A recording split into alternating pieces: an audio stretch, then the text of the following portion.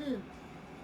Each time you fly from North America to Australia and without anyone asking how you feel about it, a day is taken away from you when you cross the international date line.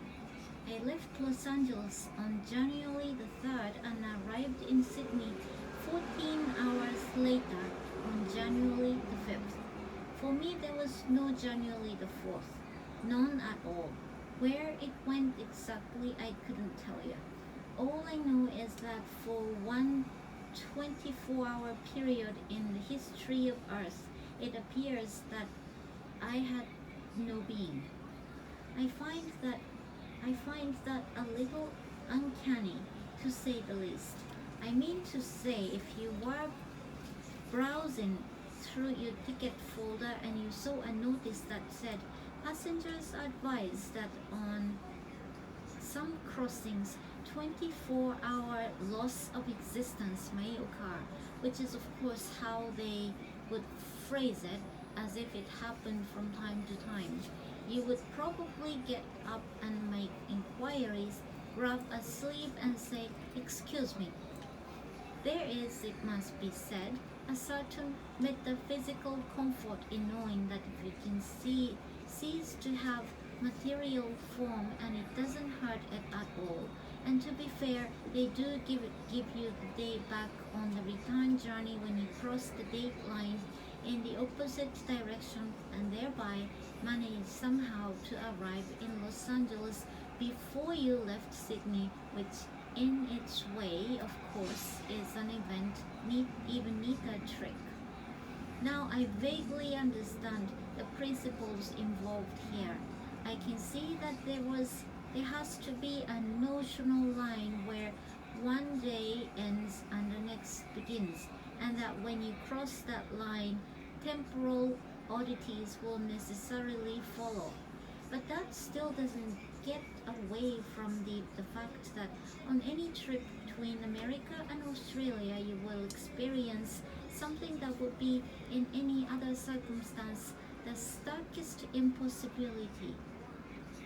However hard you train or concentrate or what's your diet, no matter how many steps you take on a stairmaster, you're never going to get so fit that you can cease to occupy space for 24 hours or be able to arrive in one room before you left the last one. So there is a certain sense of achievement just in arriving in Australia. A pleasure and satisfaction to be able to step from the airport terminal into dazzling Antipodean sunshine and realize that all your many atoms so recently missing and unaccounted for have been reassembled in an approximately normal manner, less half a pound or so of brain cells that were lost while watching a Bruce Willis movie. In the circumstances, it is a pleasure to find yourself anywhere. That it is Australia is a positive bonus.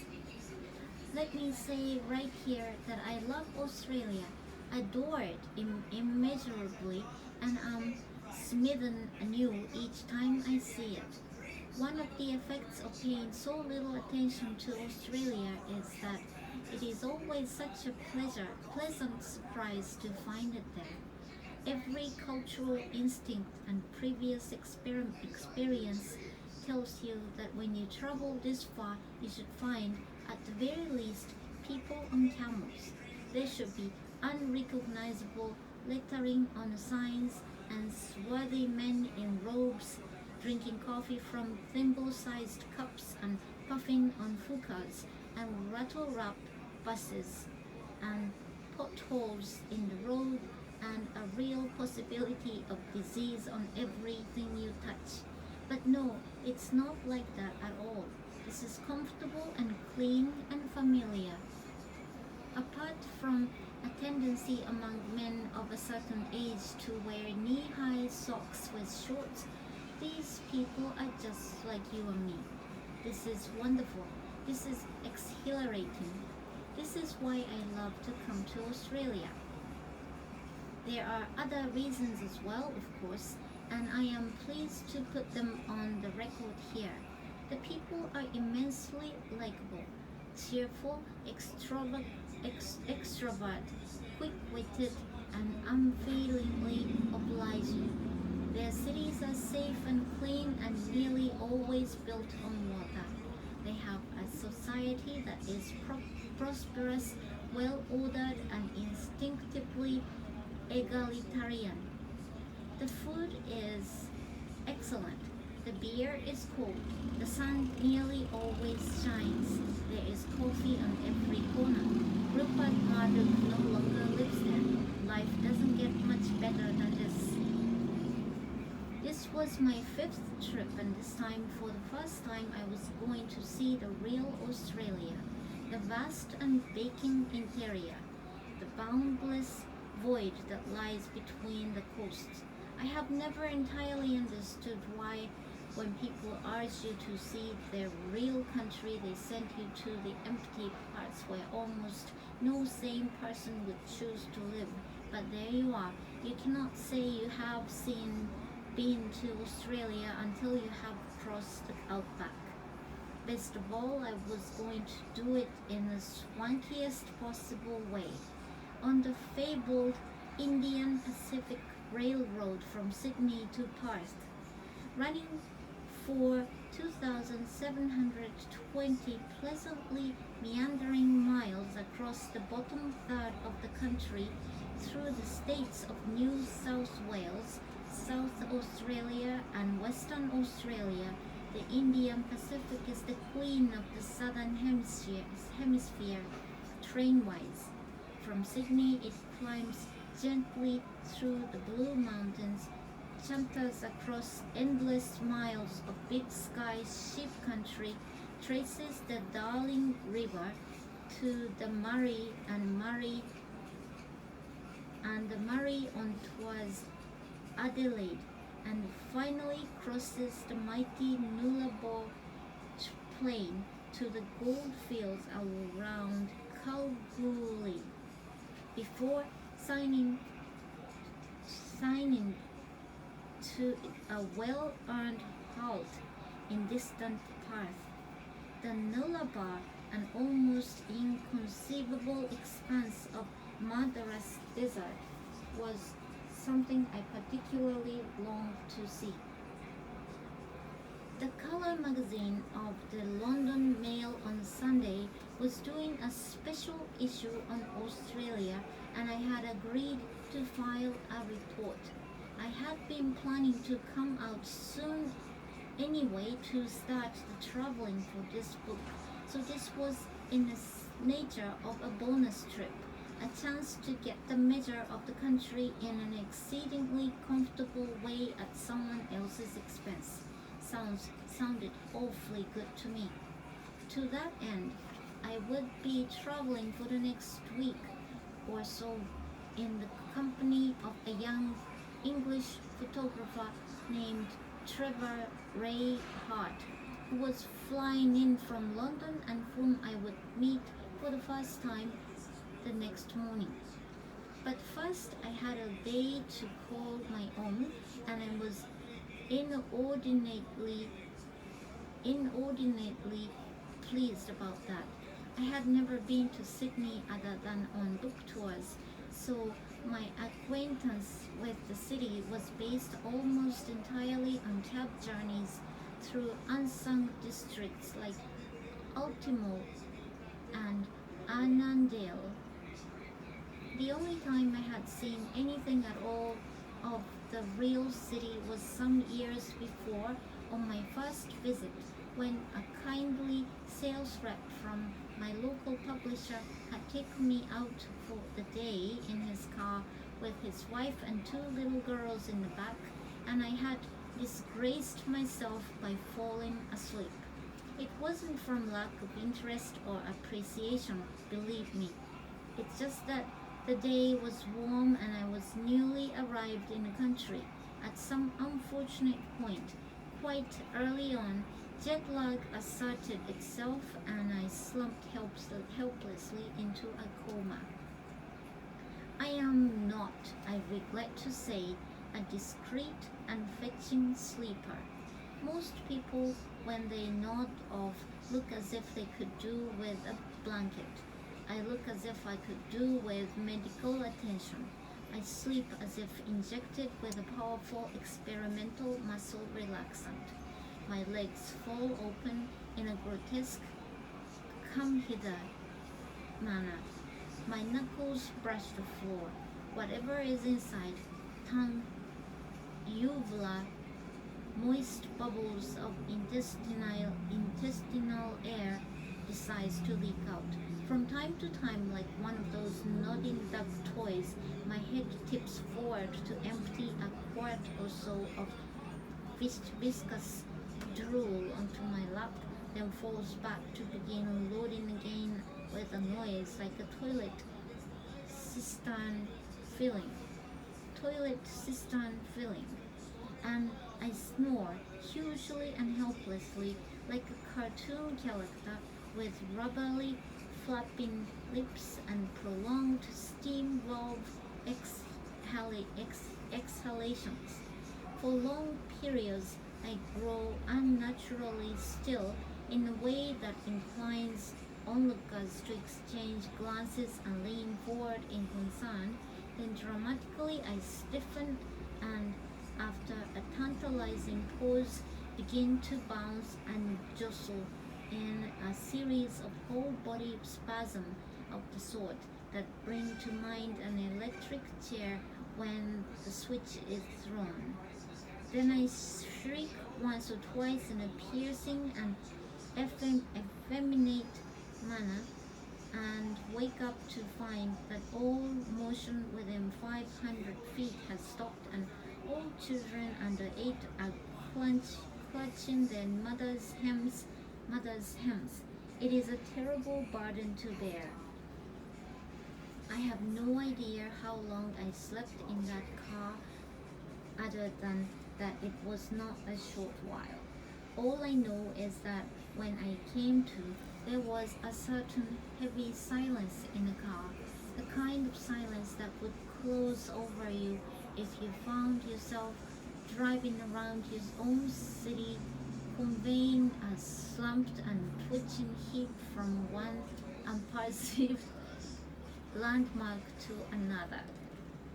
I looked around dumbly, not certain for the moment who these people were, cleared my throat, and pulled myself to a more upright position. We were wondering if you might like some lunch, my guide said quietly when he saw that I had abandoned for the moment the private ambition to flood his car with saliva.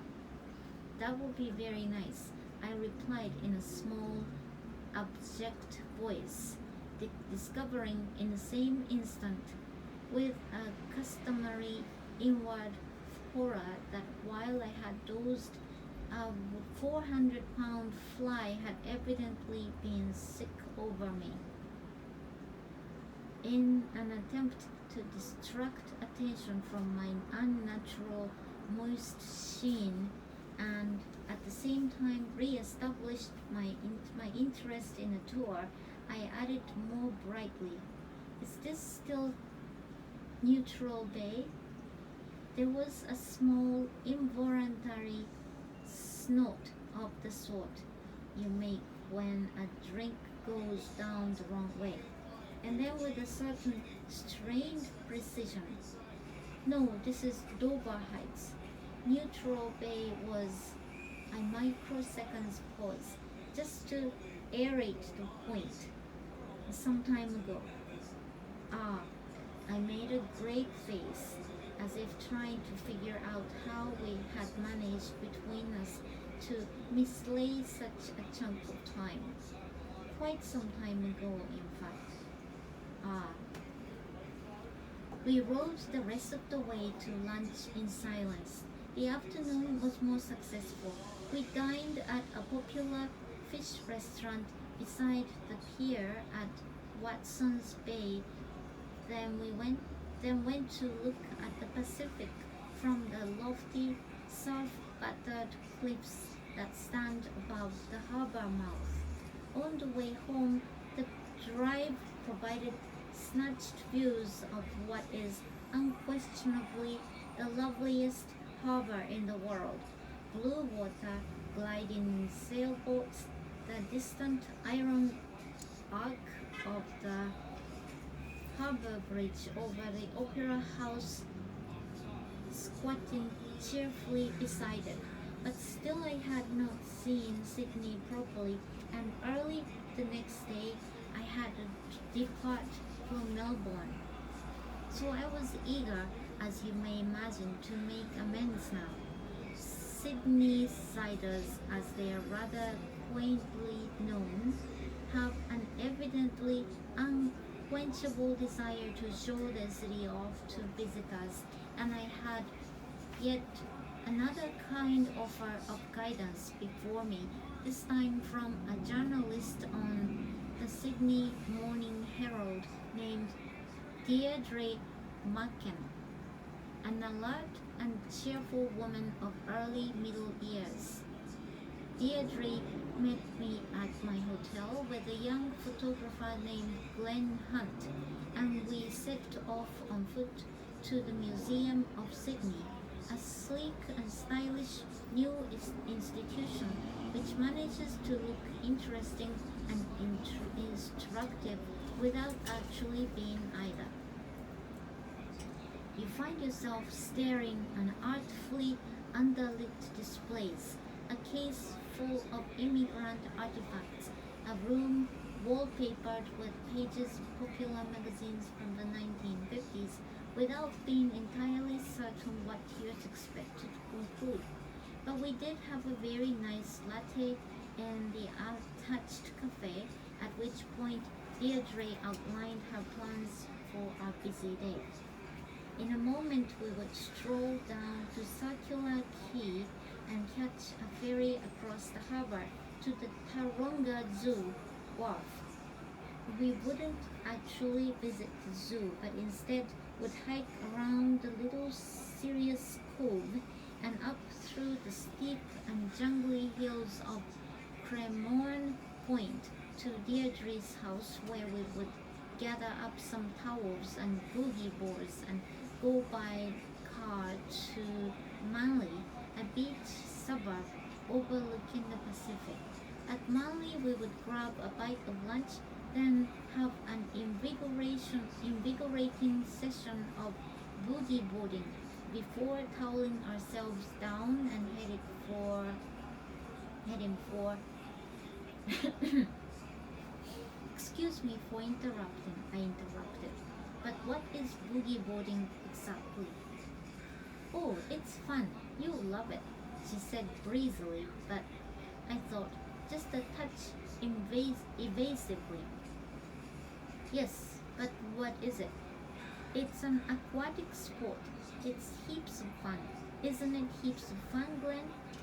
Heaps, agreed Glenn, who was, in the manner of old people whose film stock is paid for, in the midst of taking an infinite number of photographs.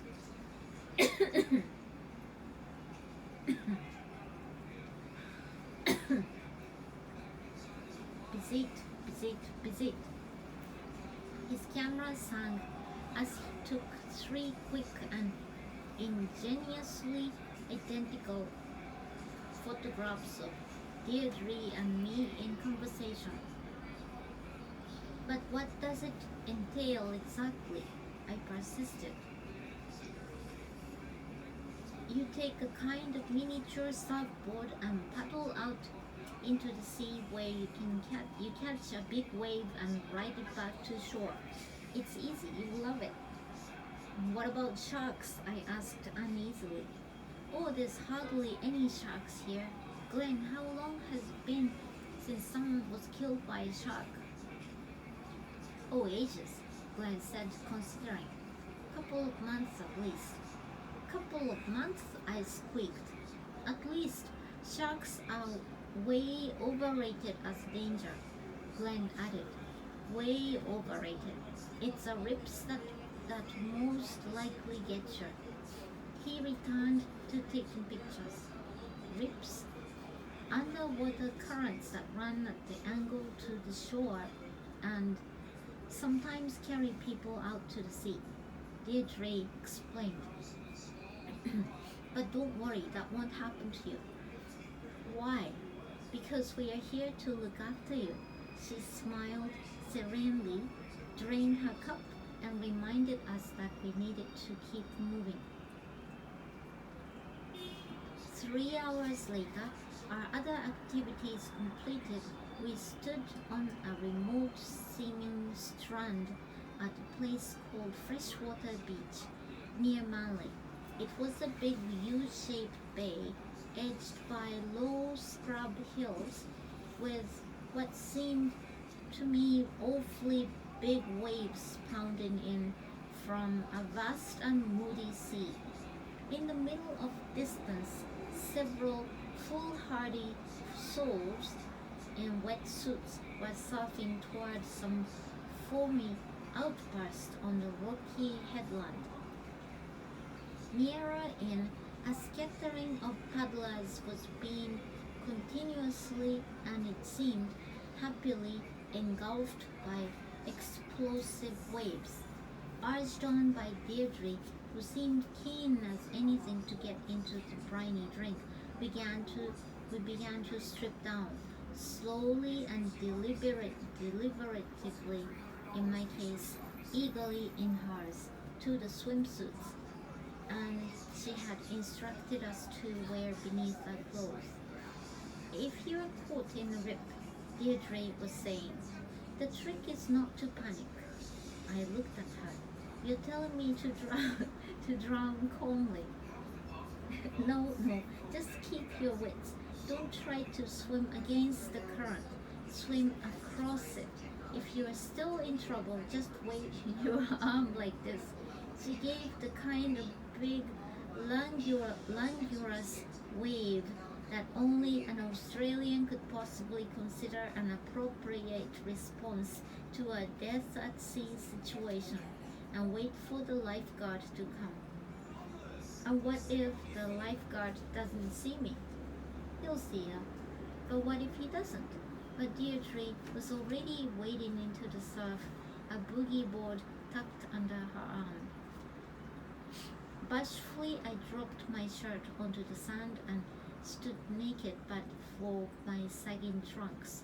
Glenn, never having seen anything quite this grotesque and singular on an Australian beach, certainly nothing still alive, snatched up his camera and began excitedly taking close-up shots of my stomach. Bizit, bizit, bizit, bizit. His camera sang happily as he followed me into the surf. Let me just pause here for a moment to interpose two small stories. In 1935, not far from where we stood now, some fishermen captured a 14-foot beige shark and took it to a public aquarium at Coogee, where it was put on display. The shark swam around for a day or two in its new home, then abruptly, and to the certain surprise of the viewing public, regurgitated a human arm. When last seen, the arm had been attached to a young man named Jimmy Smith, who had, I have no doubt, signaled his predicament with a big, languorous wave. Now my second story. 3 years later, on a clear, bright, warm Sunday afternoon at Bondi Beach, also not far from where we now stood, from out of nowhere there came 4 freak waves, each up to 25 feet high. More than 200 people were carried out to sea in an undertow. Fortunately, 50 lifeguards were in attendance that day, and they managed to save all but 6 people. I am aware that we are talking about incidents that happened many years ago. I don't care. My point remains. The ocean is a treacherous place. Sighing, I shuffled into the pale green and cream cold water. The bay was surprisingly shallow. We trudged perhaps 100 feet out, and it was still only a little over our knees, though even here there was an extraordinarily powerful current, strong enough to pull you off your feet if you weren't real vigilant. Another 50 feet on, where the water rose over our waists, the waves were breaking. If you discount a few hours in the lagoon-like waters of the Costa del Sol in Spain and an icy, instantly regretted dip once in Maine, I have almost no experience of the sea, and I found it frankly disconcerting to be wading into a roller coaster of water. Deirdre shrieked with pleasure. Then she showed me how the boogie board works. It was promisingly simple in principle. As a wave passes, she would leap aboard and skim along on its crest for many yards. Then Glenn had a turn and went even farther. There is no question that it looked like fun. Didn't look too hard either. I was tentatively eager to have a try. I positioned myself for the first wave, then jumped aboard and sank like an anvil. How did you do that? Asked Glenn in wonder. No idea. I repeated the exercise with the same result. Amazing, he said.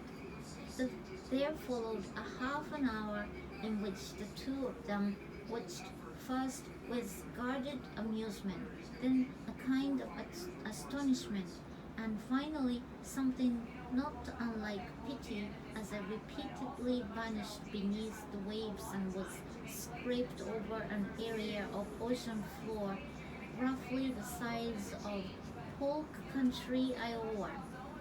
After variable but lengthy period, I would surface, gasping and confused at a point anywhere from 4 feet to a mile and a quarter distant, and be immediately carried under again by a following wave. Before long, people on the beach were on their feet and placing bets. It was commonly agreed that it was not physically possible to do what I was doing. From my point of view, each underwater experience was essentially the same. I would diligently attempt to replicate the dainty kicking motions Deirdre had shown me and tried to ignore the fact that I was going nowhere and mostly drowning. Not having anything to judge this against, I supposed I was doing rather well. I can't pretend I was having a good time, but then it is a mystery to me how anybody could wade into such a merciless environment and expect to have fun. But I was resigned to my fate and knew that eventually it would be over. Perhaps it was an oxygen deprivation, but I was rather lost in my own little world when Deirdre grabbed my arm just before I was about to go under again and said in a husky tone, "Look out, there's a bluey." Glenn took an immediate expression of alarm. "Where?" "What's a bluey?" I asked, appalled to discover that there was some additional danger I hadn't been told about. "A blue bottle," she explained, and pointed to a small jellyfish of the type. As I later learned from browsing through a fat book titled, if I recall, Things That Will Kill You Horribly in Australia, Volume 19, known elsewhere as A Portuguese Man of Water. I squinted at it as it drifted past. It looked unprepossessingly like a blue condom with strings attached. Is it dangerous? I asked. Now, before we hear Deirdre's response to me as I stood there, vulnerable and abraded, shivering, nearly naked, and half drowned, let me just quote from her subsequent article in the Herald's Weekend magazine. While the photographer shoots, Bryson and Boogie board are dragged 40 meters down the beach in a rip. The shore rip runs south to north, unlike the rip farther out which runs north to south. Bryson doesn't notice. He didn't read the warning sign on the beach, nor does he know about the blue bottle being blown in his direction, now less than a meter away, a swollen stinger that could give him 20 minutes of agony and, if he's unlucky, an unsightly allergic reaction to carry on his torso for life. Dangerous? No, Deirdre replied now as we stood gulping at the blue bottle. But don't brush against it. Why not? Might be a bit uncomfortable. I looked at her with an expression of interest bordering on admiration. Long bus journeys are uncomfortable. Slatted wooden benches are uncomfortable. Lousing conversations are uncomfortable. The sting of a Portuguese man of war, even Iowans know this, is agony. It occurred to me that Australians are so surrounded with danger that they have evolved an entirely new vocabulary to deal with it. Hey, there's another one, said Glenn. We watched another one drift by. Deirdre was scanning the water. Sometimes they come in waves, she said. Might be an idea to get out of the water. I didn't have to be told twice. There was one more thing about Deirdre felt that one more thing that Deirdre felt I needed to see as if I was to have any understanding of Australian life and culture. So afterwards, as late afternoon gave way to the pale brush of evening, we drove out through the glittering sprawl of Sydney's western suburbs, almost to the edge of the Blue Mountains, to a place called Penrith. Our destination was an enormous, sleek building surrounded by an even more enormous, very full parking lot. An illuminated sign announced this as the Penrith Panthers World of Entertainment. The Panthers, Glenn explained, were a rugby club. Australia is a country of clubs, sporting clubs, working men's clubs, returned servicemen's league clubs affiliated with various political parties, each nominally and sometimes no doubt actively devoted to the well-being of a particular segment of society. What they are really there for, however, is to generate extremely large volumes of money from drinking and gambling. I had read in a paper that Australians are the biggest gamblers on the planet.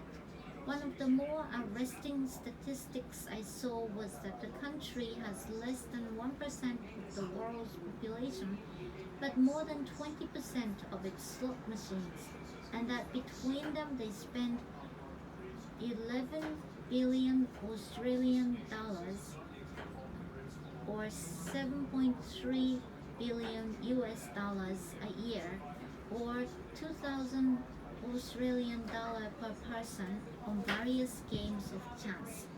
But I had seen nothing to suggest such risky gusto until I stepped inside the world of entertainment. It was vast and dazzling and immensely well appointed. The club movement in Australia is huge. In New South Wales alone, clubs employ 65,000 people, more than any other industry. This is a huge business and it is nearly all based on a type of slot machine, popularly called pokies. I had assumed that we would have to bend the rules to get admitted. It was a club after all, but in fact, I learned that all Australian clubs allow instant membership to anyone who keen so keen are they to share the diverting pleasures of the pokie machine. You just sign a temporary member's book by the door and in you go. Surveying the crowds with a benign and cheerful eye was a man whose badge identified himself as Peter Hutton, duty manager. In the manner of nearly all Australians, he was an easygoing and approachable sort.